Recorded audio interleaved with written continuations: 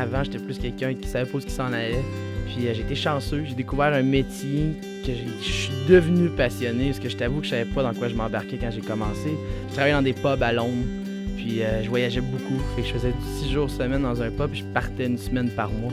Puis je parlais avec mon coiffeur dans le temps, puis je disais tout le temps où est-ce que je m'en allais. Puis lui, il avait déjà été, puis je dis, à un moment donné, je l'ai regardé, je fais, comment t'as fait pour voyager autant? Il me dit, je coupais des cheveux. À 5$, j'étais capable de payer ma petite bière, payer ma petite bouffe pendant mon voyage. Un jour, il me dit, Simon, ça te tente pas d'être coiffeur? Je vais aller chercher mon gérant, puis il va me demander si tu veux être barbier ou coiffeur. Tu vas lui dire, oui, j'ai toujours voulu être coiffeur toute ma vie. Puis je fais, OK, c'est bon. Puis j'ai vraiment été chanceux. J'ai été à la bonne place au bon moment. J'ai rencontré les meilleurs coiffeurs au monde, puis je les ai assistés. Fait que j'ai eu la chance de voir des choses que pas beaucoup de monde ont vues. C'est sûr que pour se rendre là, comme tout métier, il faut travailler. Je pense que sur ma carrière, je pourrais ajouter un autre 5 ans et demi, juste avec les heures supplémentaires que j'ai mis. Si tu as peur de travailler, tu vas jamais aller loin. Ça, c'est que ce soit à l'école, que ce soit au travail. Puis ta passion, ben, tu vas la trouver. Des fois, il faut que tu passes à travers des mauvais moments pour découvrir que c'est ta passion. Et en revenant au Canada, il y a 6 ans, j'ai pu recommencer en bas de l'échelle et me créer une fondation. Fait que depuis 6 ans, j'ai eu la chance de devenir professeur.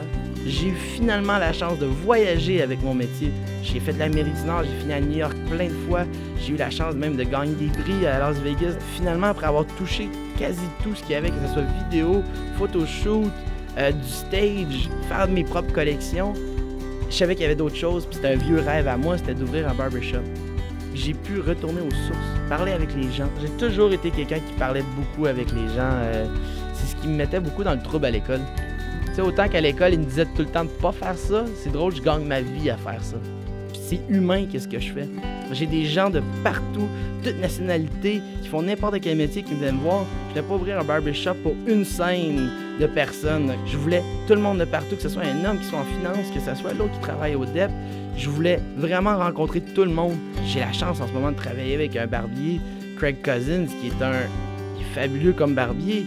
Puis c'est drôle, on est sur plein de points, on est pareil dans le sens qu'on placote avec n'importe qui, on peut placoter n'importe quoi.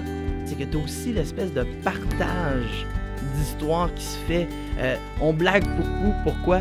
Ben, on veut pas que les gars viennent juste placoter de leurs problèmes. On dirait qu'on est capable de s'éloigner de nos bobos quand on vient s'asseoir sur une chaise de barbier.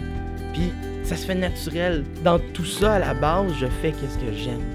Voir les sourires de tous les gens qu'on a dans une journée, c'est gratifiant, tu sais, ça te rend heureux.